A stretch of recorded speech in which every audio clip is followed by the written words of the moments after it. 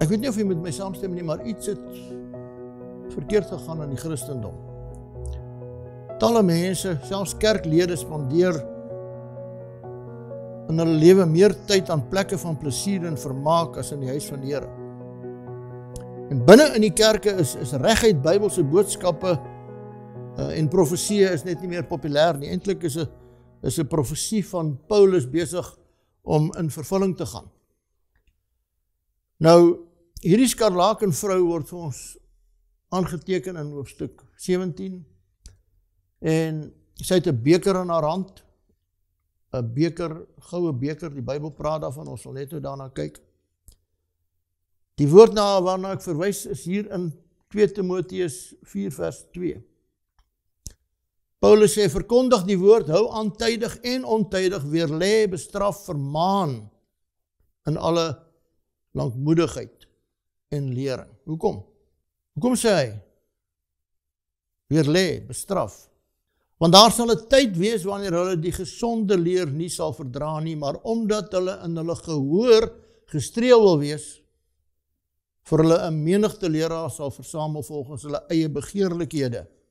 En die oor sal afkeer van die waarheid en hulle sal wend tot fabels. En hierdie woorde is besig om in ons dag eintlik in vervulling te gaan. Fabels word dikwels verkondig.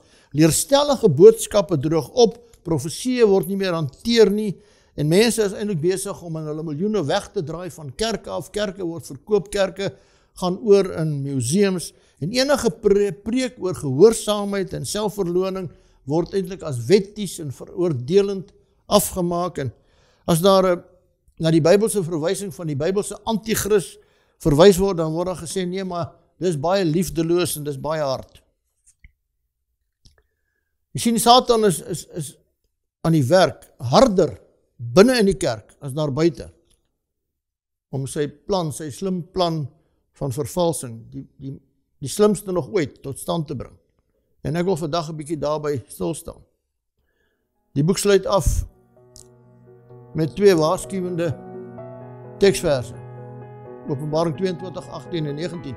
Want ek betuig aan elkeen wat die woorde van die profesie van die boek hoor, as iemand by hierdie dinge byvoeg, sal God oor hom die pla byvoeg waarvan in die boek geskrywe is. En as iemand iets van die woorde van die boek van hierdie profesie wegneem, dan sal God sy deel wegneem uit die boek van die lewe en uit die heilige stad en uit die dinge waarvan in die boek geskrywe is. Klink vir my na 2 baie ernstige waarskuwende tekste.